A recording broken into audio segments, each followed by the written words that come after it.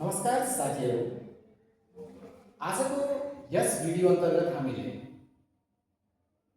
साधारण ब्याज र चक्रीय ब्याजको बारेमा पढ्नेछौँ। यी दुईका बीचमा के कस्ता भिन्नता छन् र हामीले यी दुई तरिका मध्ये कुनमा पैसा लगानी गर्दा बढी ब्याज प्राप्त गर्न सक्छौँ जस्ता कुराको बारेमा समेत छलफल गर्नेछु।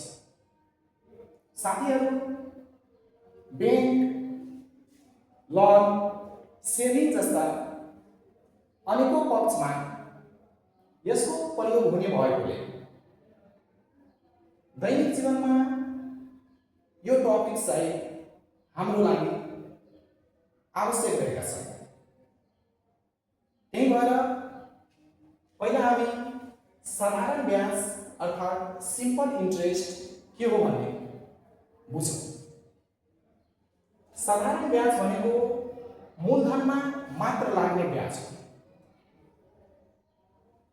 अब यहाँ मूलधन के हो भने मूलधन भनेको सावा अर्थात् सुरुमा लगानी गरिएको रुपैयाँलाई बुझिन्छ र यसलाई निकाल्ने सूत्र चाहिँ SI equal to P times T times R upon 100 हुने गर्दछ। अब यहाँ P भनेको प्रिन्सिपल अर्थात् सावा, T भनेको टाइम अर्थात् समय र R भनेको ब्याज दर अर्थात् रेट।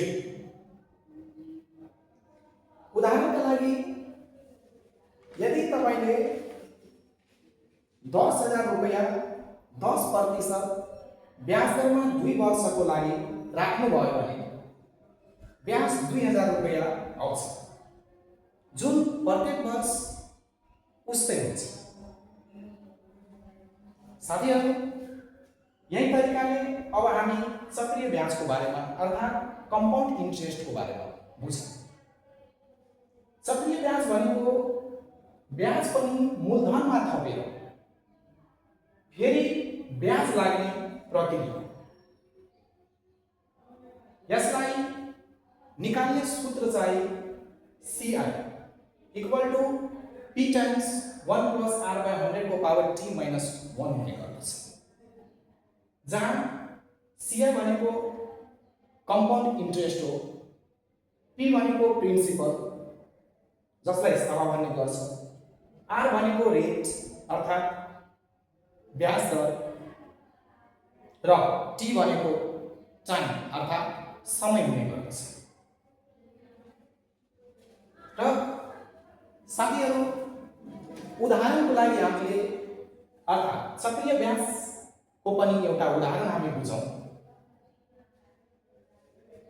वही 10,000 पहिला जुन 10,000 हामी लिए थिए, वही 10,000 रुपैयाँ 10% का दरले 2 वर्षमा यदि हामीले ब्याजमा लगायो भने पहिलो वर्षमा 10,000 को हाम्रो 10,000 11,000 हुने भयो र अब दोस्रो वर्षमा चाहिँ हामी 11,000 को ब्याज लिनेछौँ।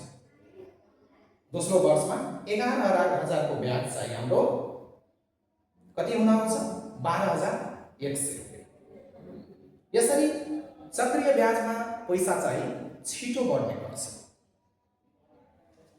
अब निष्कर्षमा हामी साथी के बुझौँ भने साधारण ब्याज र चक्रीय ब्याजमा साधारण ब्याजमा के हुन्छ भने मूलधनमा मात्र ब्याज लाग्ने गर्छ, तर चक्रीय ब्याजमा के हुन्छ भने ब्याज प्लस मूलधनमा ब्याज लाग्ने गर्छ।